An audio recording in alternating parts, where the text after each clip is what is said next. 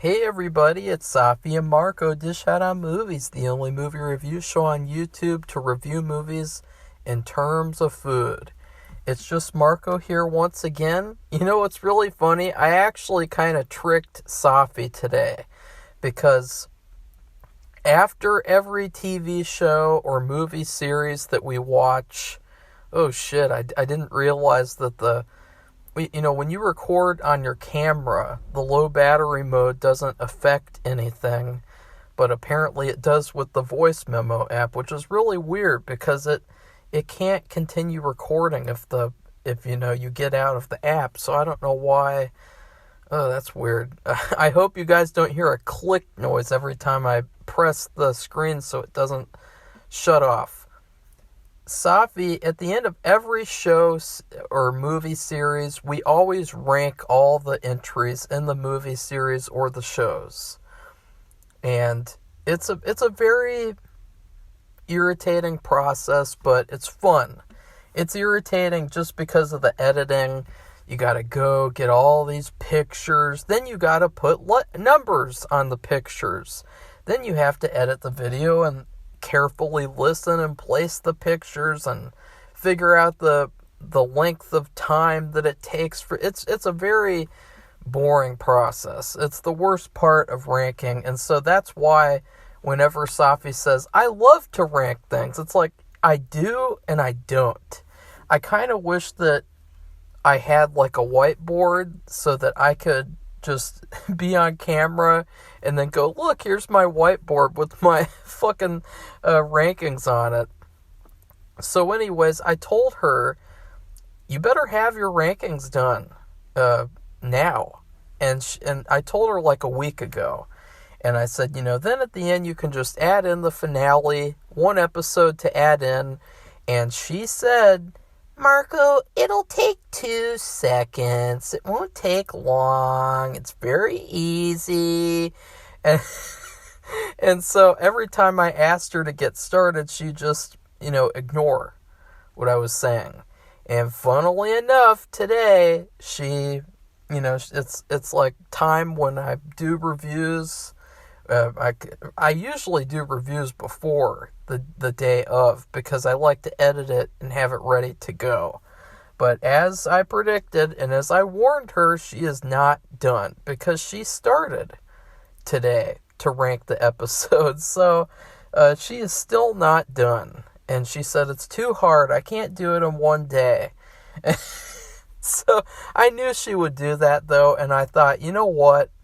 I can just review the second half of the season as a whole because it's a very different thing to do that than to review episode by episode where you have those weekly expectations and you have those weekly discussions that sort of fuel the future.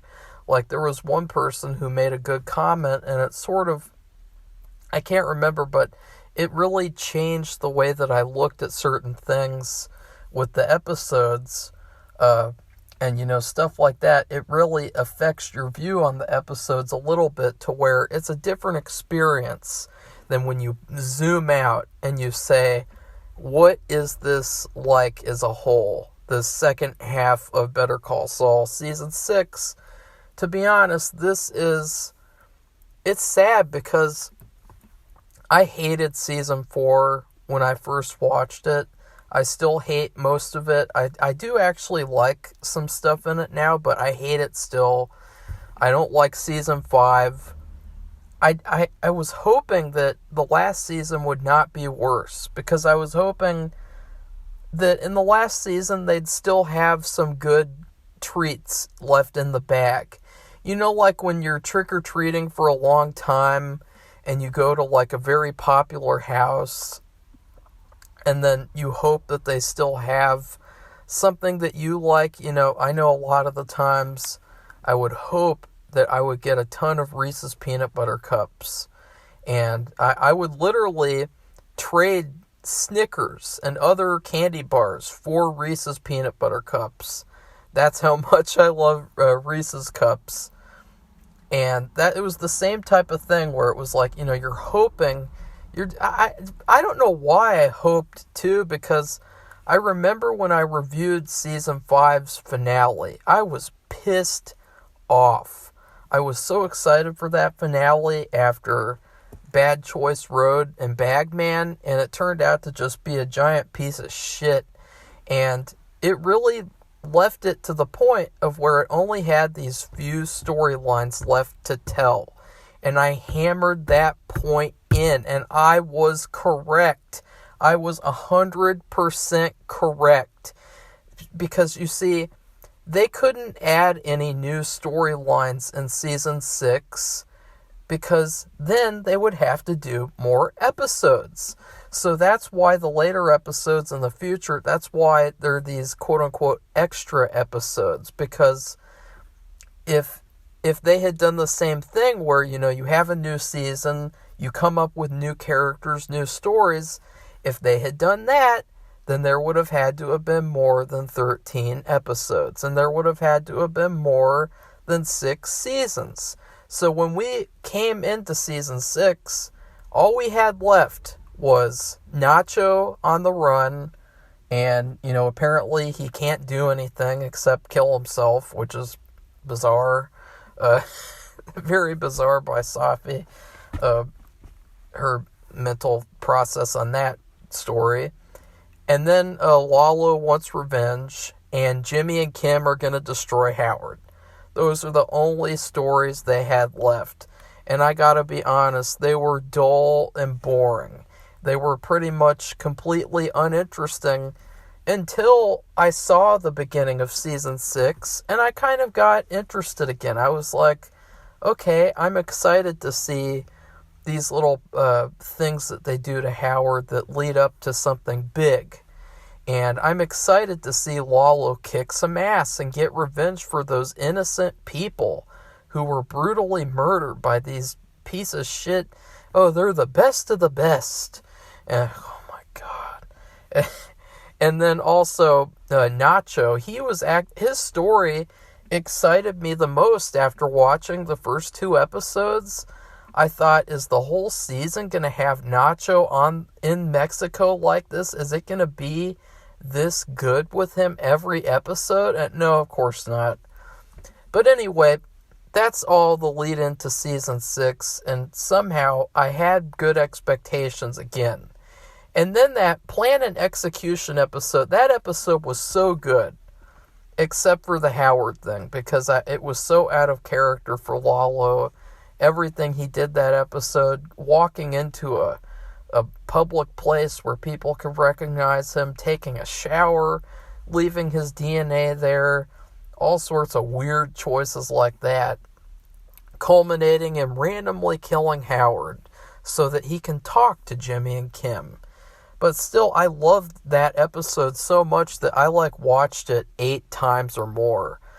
I was just watching it. I'd like to watch it again after filming this video. That's how much I loved it. It was so good, and it reminded me of the old episodes because it didn't revolve around Kim. Those are always the best episodes where they don't revolve around Kim. I wonder why, because it's a show called Better Call fucking Saul, not Better Call Kim, like they made it turn out to be.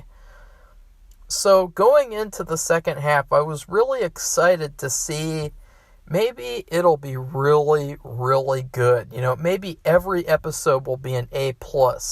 Maybe every episode will get some fucking fire, intense stuff. Oh wow, I never expected to see that happen in the Breaking Bad timeline. Oh wow, I never expected to see that twist in the future. Oh wow, I never expected... Of course, nothing like that. It was nothing like that. It was horrible. It was abysmal.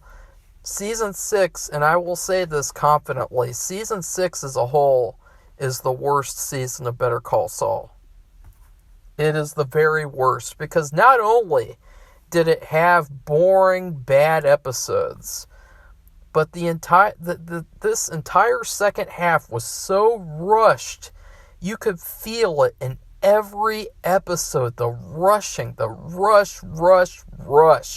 And I know that I can sound like a jackass when I just say it all rushes. Everything is rushed. But I mean, I'm serious here. I mean, you cannot watch these episodes and not see that. Like, it's terrible. It's like, who would, it's like you're talking to someone who goes like, you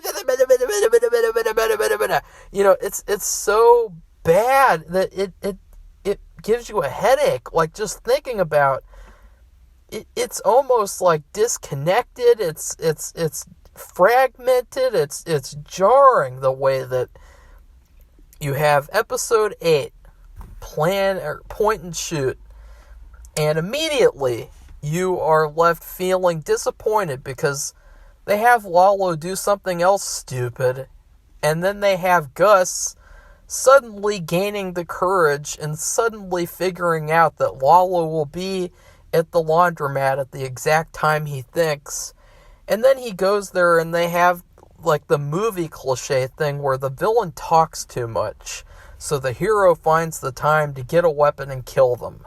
It's like, how many times are we going to see that cliche? Even so, I did really enjoy Gus in that episode. I mean, it's too bad we didn't get to see his transition into becoming Gus from Breaking Bad, because here's the thing, too. There were 2 key character arcs I was missing in this second half. Well, Jimmy and Kim didn't have character arcs either, but that's another thing. You know, him apologizing for the millionth time, that's not a character arc. You know, that's literally what Chuck said he does all the time in season 3. So him apologizing at the end and saying, sorry Chuck, you were a great lawyer. Sorry. You know, that doesn't cut it for me. And Kim feeling sad all of a sudden after Kim she was evil. And they never even resolved the story where Jimmy is just going along with her. You know, they never even really confront that issue. They just kind of like treat it almost like he was just influencing her to do everything. And so then they kind of show that with Jeff the cab driver too. They show that like he's influencing Jeff and he's this evil devil type of character. And, you know, they show him on the poster putting on the red suit symbolizing the devil. And then, you know, oh God.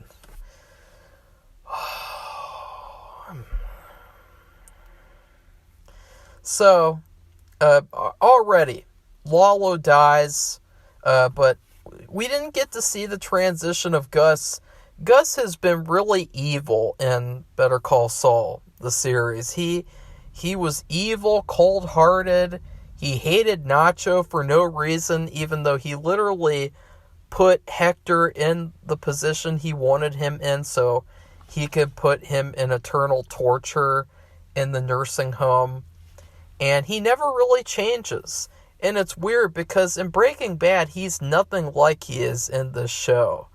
Like, he is cold sometimes, but he is overall very smart, and it seems like he has humanity in them. And at least I expected maybe Nacho's death would change him, and maybe he would pull back and see like, oh, maybe I've become a little too evil. I've become like the people I hate.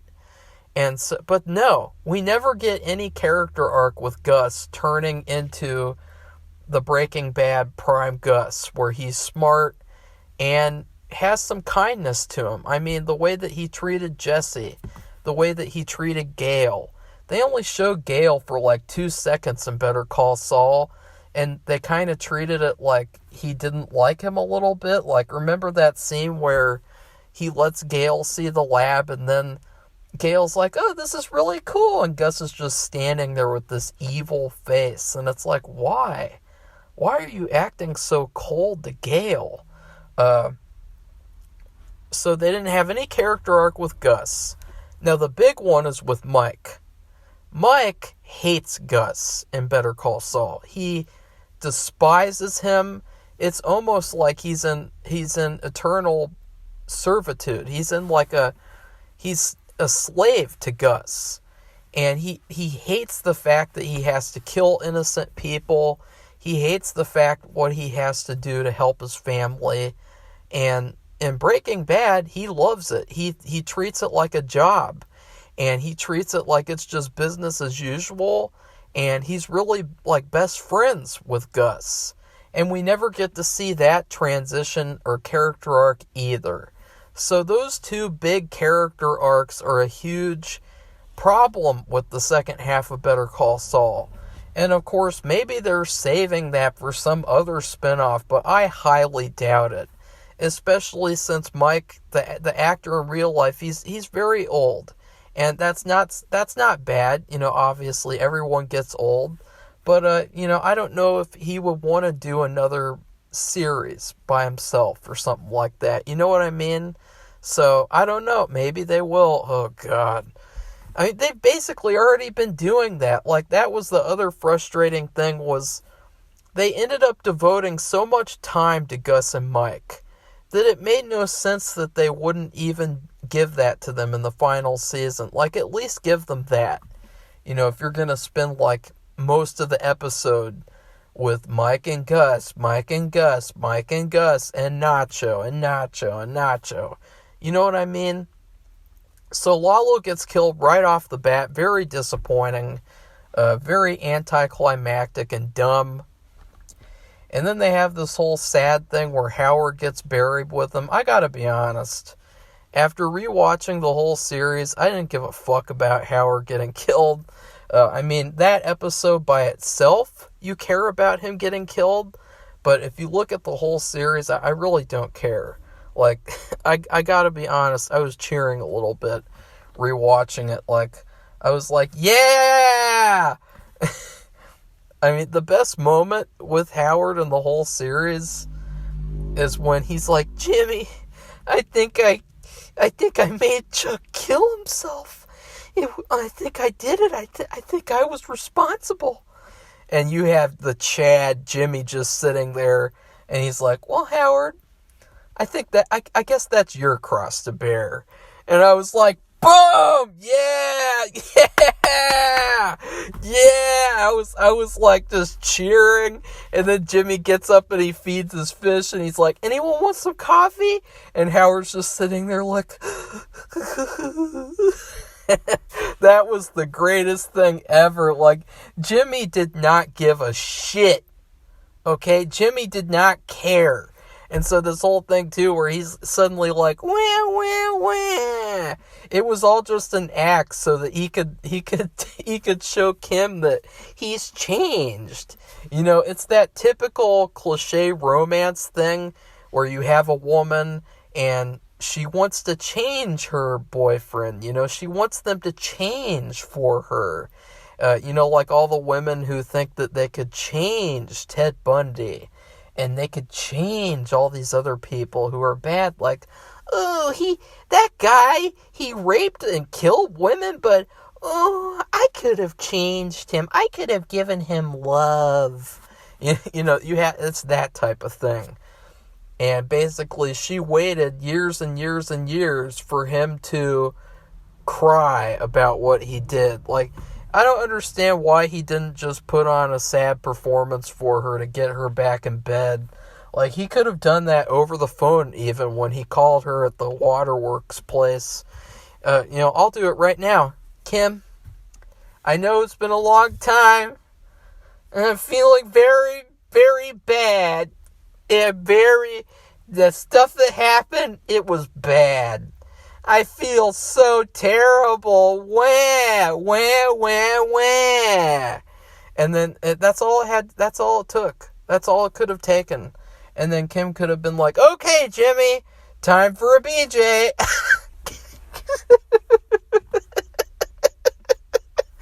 Okay. Seriously, why didn't he just do that instead of blowing his 7.5-year deal like an idiot? Nobody in the planet, in the world, would ever blow a 7.5-year deal in prison. Sorry.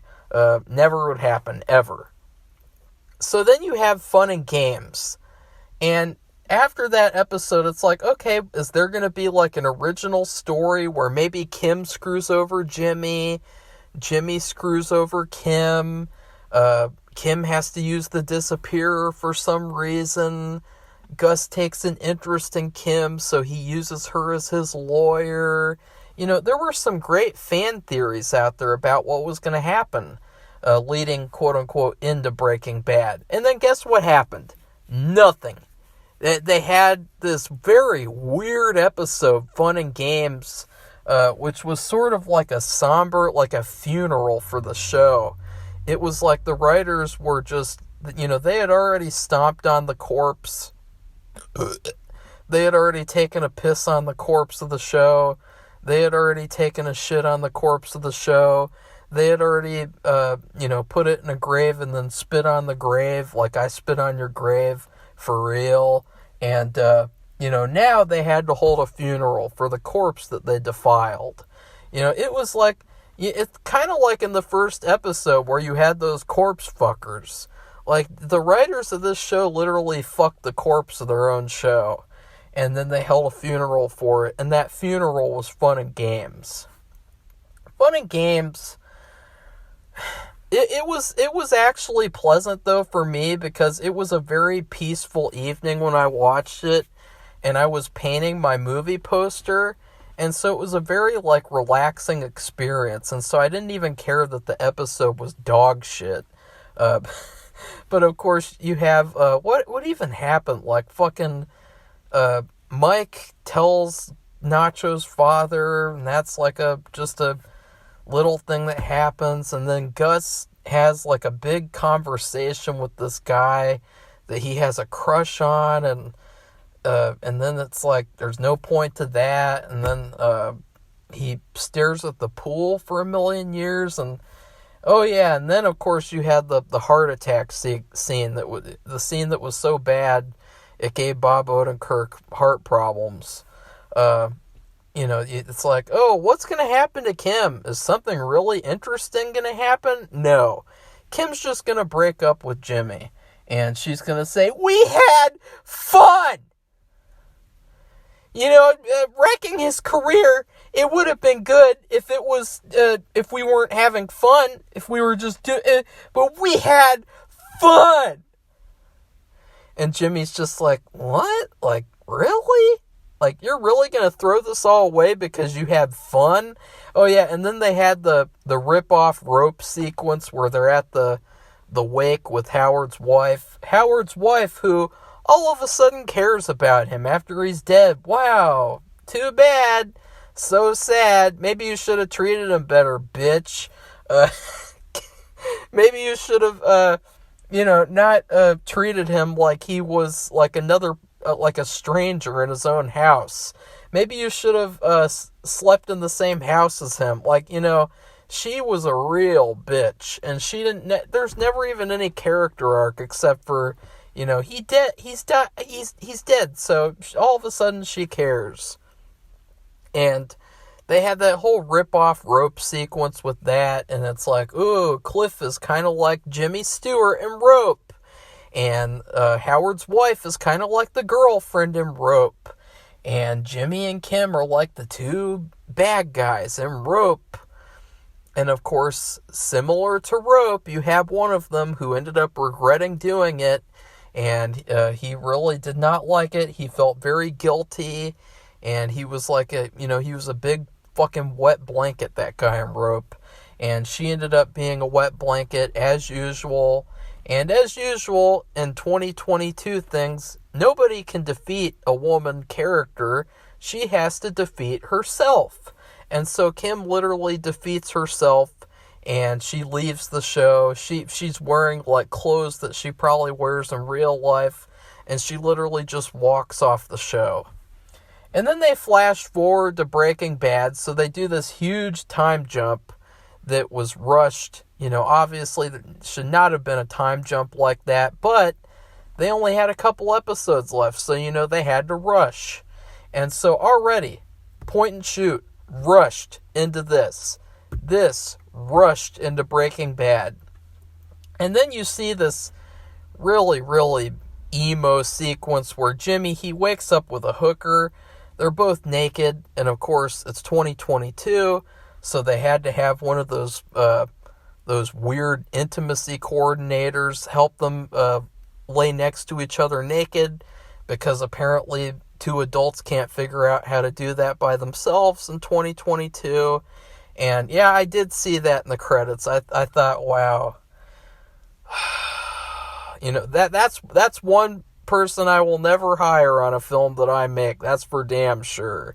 If two actors can't figure out how to lay on a bed next to each other naked, where they're not even having sex or anything, it's the morning after, if they really need somebody else to tell them how to do that, then they are not even worth hiring in the first place. Like, I'm sorry, but you would have to have a mentally handicapped person be naked in a movie for me to even consider the option of hiring those fucking Me Too coordinators, okay? And that's a little tangent. I wanted to mention it ever since I saw the credits for that episode, but I thought, oh my god, oh god. Like, 2022 filmmaking is a disaster, okay? It is just a disaster. What's next? Are they going to have kissing coordinators where, you can only kiss a certain way, and they have to tell you how to kiss? And I'll tell you something. I've never kissed before. I've never had a first kiss. And I'm going to have to kiss the other character in my film at some point, maybe. I think it's a scenes like that in there somewhere, because, love interests and shit.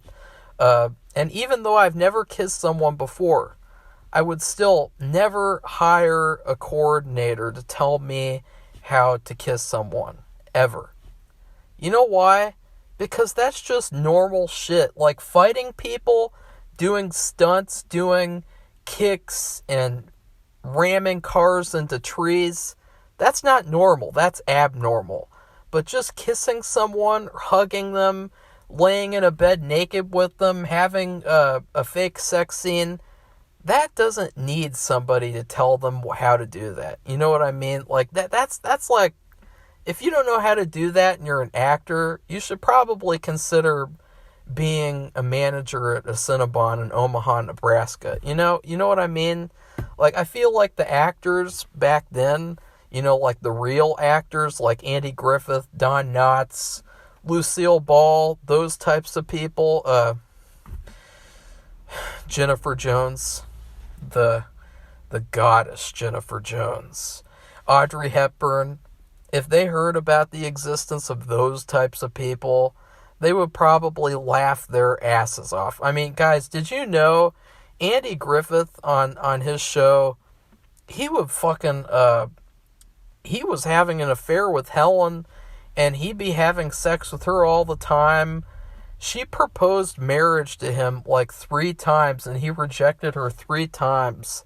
Like, that's what the actors were like back then. The actors now, they're so weak and so pathetic that they gotta have a coordinator to tell them how to lie in bed next to a woman naked. That's how pathetic it's gotten nowadays. And I just wanted to talk about that because, I know too, if any guy talks about those people, those quote-unquote people, they're automatically attacked. They're called all sorts of things, but it's really weird, and it's really gay. And you can guarantee I'd never hire one myself. I would never do that, ever. So anyways, Fun and Games did a big time jump, ruined everything with that. So it's like, oh, of course, we got to rush everything to get into the Breaking Bad timeline so that all of the fanboy fucks can finally shut up and watch their stupid Walter and Jesse for the millionth time in the RV with fucking gas masks on. Like, I've already seen that a million times. I watched the series about 7 times. It was a very helpful show. It really taught me how to write stories well. And that show was very helpful to me in terms of that as an aspiring writer of scripts. a screenwriter. But yeah. So then after that, you had, and then after that you had Nippy. And Nippy, after we had that huge Breaking Bad time jump where Jimmy doesn't even look like Saul, and he doesn't even act like Saul either. He just acts like Jimmy in a suit, in a fancy suit. And that's another thing, is that Bob Odenkirk said that he was not going to play Saul the way that, he originally played him in Breaking Bad. And I just have to say, Mr. Odenkirk, respectfully, I see where you're coming from with that choice, with that creative decision. But after seeing your performance in this show, I really think it would have been better if you had just played him like you did in Breaking Bad. Because the thing is that we already added our own subtext to your Saul character in Breaking Bad after watching Better Call Saul. So we don't need you to add another layer to the character, because we already did subconsciously. Like, anyone who watches Breaking Bad again and doesn't think about Better Call Saul, they're crazy, okay? So you shouldn't have added that, because I don't think it worked well at all. That's what I would have done, though. Like, that would have been my first instinct as an actor. But I really think that it would have been better to just play the same character in Breaking Bad. Because that's what everyone was waiting to see. I mean, everyone was waiting to see Saul. We never even got to see Saul in the entire series. I mean, why? Why not? Why the fuck not? Like, that's what we waited for. We waited years for that. It's rushed, but we really did wait years. I've been waiting years for you to become Saul. And you didn't even do it. You just played Jimmy Goodman. Should have changed the name to Jimmy Goodman or Saul McGill. Like, seriously, it was not good. Not good. So after that rushed time jump, they do another time jump into the future for a Gene episode, where all of a sudden we get this full Gene episode where he's scamming again for no reason. He's risking everything so that he can scam again for no reason. Oh wait, except to get rid of Jeff the cab driver character. And that was like basically an excuse to get rid of him and to scam again. And then, of course, you have the actor. They changed. They got a new actor to play the cab driver. He sucks. He's weak. He's pathetic. He's effeminate. He's not good at all. He's like a teenager. He's like a 45-year-old Bart Simpson crossed over with a old Michael J. Fox. And they treat him like a teenager for some reason. It's really strange. It's like a movie from the 1950s. Which, that's bad when I'm making a movie that takes place in the 50s. And this was just very much like it could have been a part of my film. And so they had that actor change. That was a huge mistake.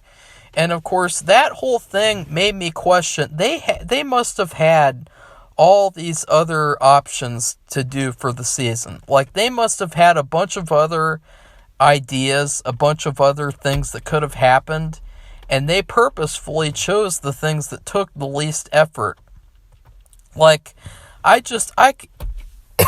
sorry, I don't know why. Maybe I'll take a drink and it'll make me not have to cough.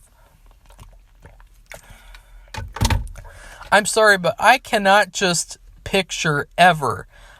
ever picture the old actor playing Jeff the cab driver the way he is in season 6. That would have been miscasting in and of itself. So it's very strange. It really feels like they just, I don't know. Like, I really don't know what the original vision was. And that's the trouble, is that when you rush things, you really can't stay true to any particular pure vision because you have to rush everything.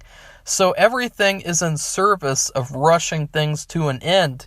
And with this, it was just like a one-off Hitchcock episode. And it's too bad because I think it is better than the episodes that come after it for sure. But it still isn't good enough to be more than an F-. Like, comparing to all the old episodes when they were actually good, when they made sense, this was terrible. He acted completely out of character. And then in the next episode, Breaking Bad, I might put that as the worst episode of the series. Because they called it Breaking Bad on purpose to bait fanboys.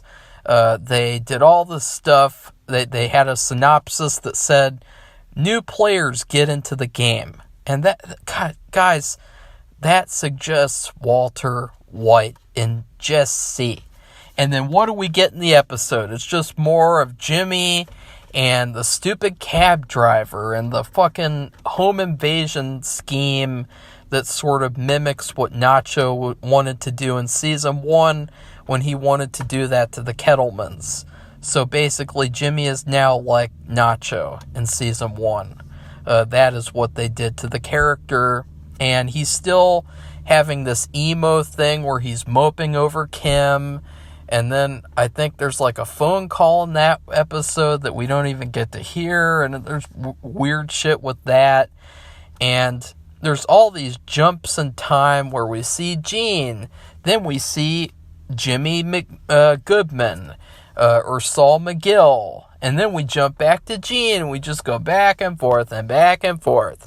And then we have Gene acting like a complete piece of shit when he's saying, people with cancer can be assholes too. Which, that is true. It's true somewhat, but still, they were purposefully making him look as bad as possible. And then, of course, you have the infamous Waterworks episode. So in Breaking Bad, we didn't even get any Breaking Bad.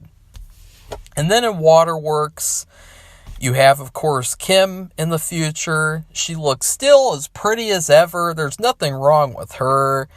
She's just sad. She's just really sad.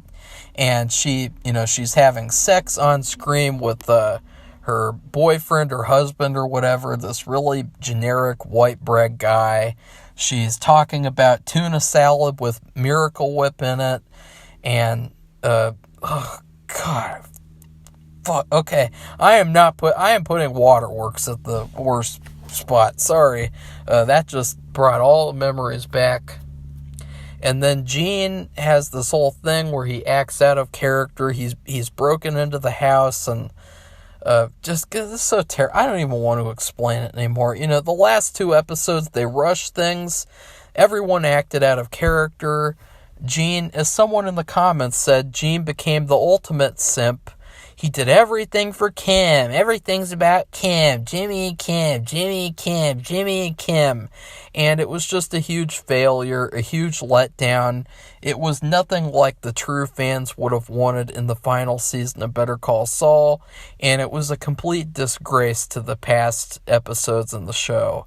And, of course, in the final episode, we think, ooh, it's going to be really exciting to see Gene on the run.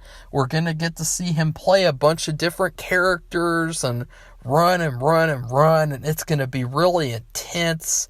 The part at the end where he just runs out of the house, it's like, how is he going to evade these cops, like these infinite amount of cops? I was really like, okay, maybe this could be a great finale. But instead, it's a pretentious old people episode. And I say old people episode because it was like somebody's grandfather wrote an episode of Better Call Saul.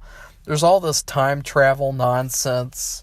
There's all these fan service hallucinations. And really, really bad. But there is a great sequence where he interacts with Marie, which was probably one of the highlights of the season.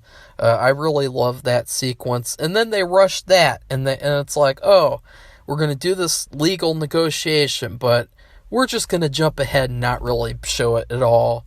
That was so disappointing. So many disappointing moments like that. where you think you're going to get to see something. And then, oh no, we're just going to rush ahead because we don't, quote unquote, need to see that. It's that typical thing that these theorists say, these overstay your welcome theorists. They say, you don't need to see that. You don't need to have more episodes. You don't need to have more seasons. It's like, you kind of do. You kind of do, because you can see in this season what happens when you don't. You can see what happens when you rush things and when you tell a fragmented, shitty story that wasn't even worth telling in the first place. I'm sorry, but there wasn't a single story this entire second half of the season that was worth telling. Not a single one. The only story that was worth telling were the stories that the fans came up with themselves. Like Kim being Gus's lawyer, Kim screwing Jimmy over, Kim hiring Jeff the cab driver. So many better theories than what actually happened on the show. Which just shows how little the writers cared. All the writers cared about was Kim. Like, in my opinion, they just wanted her to win an Emmy, and they didn't care about anything else. Because I can guarantee she's going to get an Emmy. Bob Odenkirk isn't going to get anything.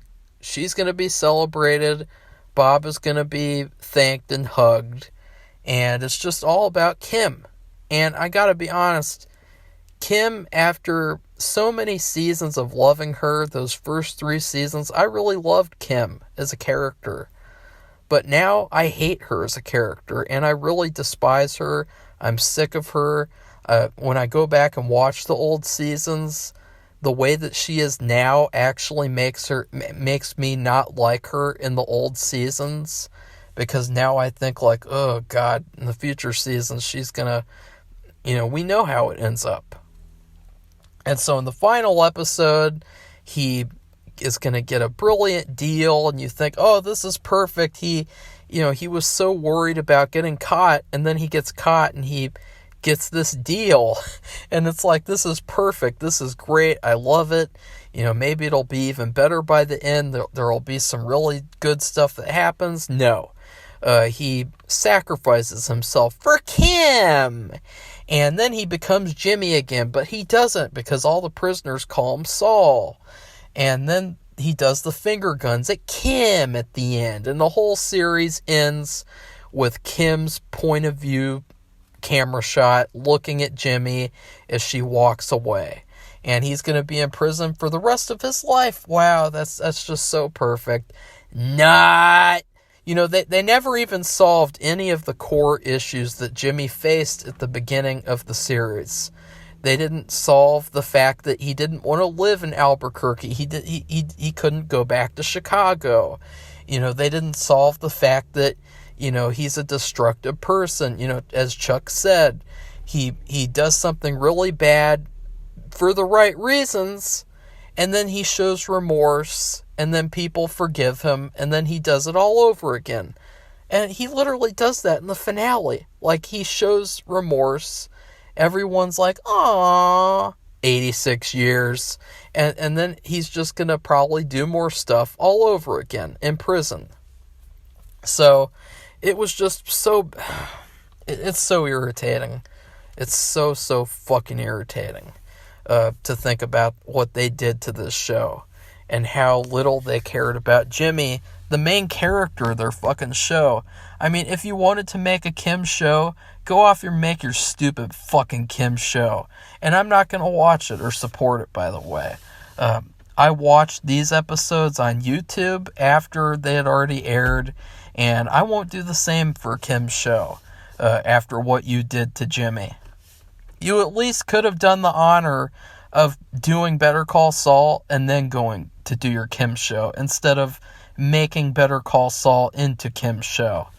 So, for my food review of the second half of this piece of shit season, when I first watched the show, I had the first day that the first 3 episodes came out, I had a sandwich from Kroger. It was a very nice Italian sandwich. It had pepperoni, ham, turkey, cheese on it.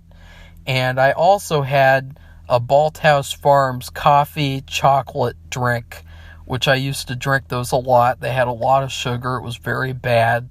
And that was like one of the lunches that I would eat that I really liked. And I ate that while I watched the show.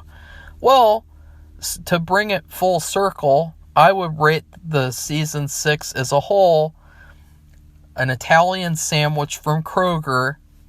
If you put it in the dumpster, let it rot for 6 months, take it out, take a giant shit on it, piss on it, spit on it, shoot it with a machine gun until it's barely even recognizable as a sandwich, and then run over it with your truck, and then take that, and then shred it in a shredder, and then take that, and then put it in the toilet, flush it down the toilet, retrieve it in the toilet pipes with a twisty thing, and pull it out, and then put it in a blender, blend it up, spit in it again, and then put some fucking lemon and lime juice in it, and stir it around, and then put some dog shit in it, and then pour the Balthouse Farms drink in it, and then blend that up together, and then drink that down and say, Better Call Saul! That's what I would have to rate season 6 of Better Call Saul. Because that's what it felt like. It felt like the writers of the show, they handed you this shit, and you're expected to just say, oh, it's a masterpiece, because it came from Vince Gilligan and the other guy. So that's this shitty show. Now, before I leave, I wanted, for some reason, I thought it would be fun to answer that time travel question, okay? Because it's a fun question to go around asking people, like, when would you like to go back in time? You know, it's like a writing prompt for pretentious college students. Which is funny because I actually had that as a writing prompt in my creative writing class years ago. And what I said was, and I would stick to this, if I had a time machine, I would go back to the 60s and I would get with a certain movie star, and I would just have fun with her and probably make like a Batman series that was serious with all the good actors back then, instead of making like the goofy Adam West series. And that's what I would want to do. Like, I just want to go to the 60s and have fun. I would want to go see Psycho in theaters and go see people react to it for the first time. You know, I want to do all that stuff. I want to go to concerts. I don't even like going to concerts. I hate it. But if it was the 60s, I would. But in all honesty, what I would do in terms of my life, in terms of if I could only pick something from my life to go back to and change, well, if you guys read my memoir, there's this one part in 2012 where I go to a summer camp, a summer filmmaking camp, and there was this girl named Lunch Girl that I really liked, and I was running out of chances to talk to her in person, and this Thursday, it was the last day, and it was good because it was almost like a bonus chance, because usually on Thursdays, our camps were supposed to go swimming, but it was a rainy day. It was a dark and dreary day.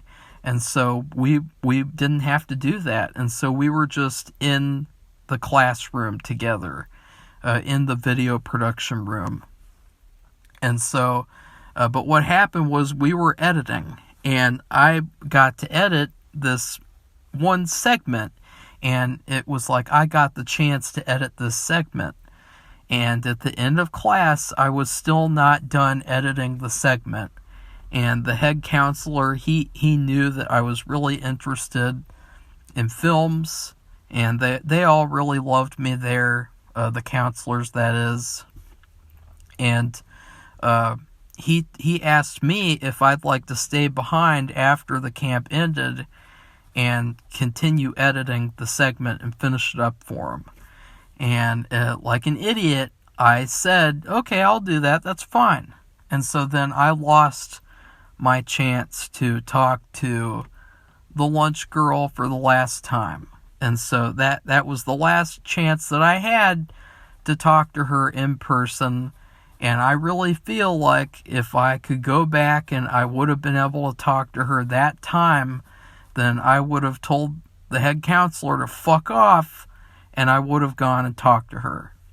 And if I had done that, I believe that I probably would have been able to change things in the future, which what ended up happening is you can just read it in the memoir, but it ends up being a way. And so if I could do anything, go back in time, I would go back and do that.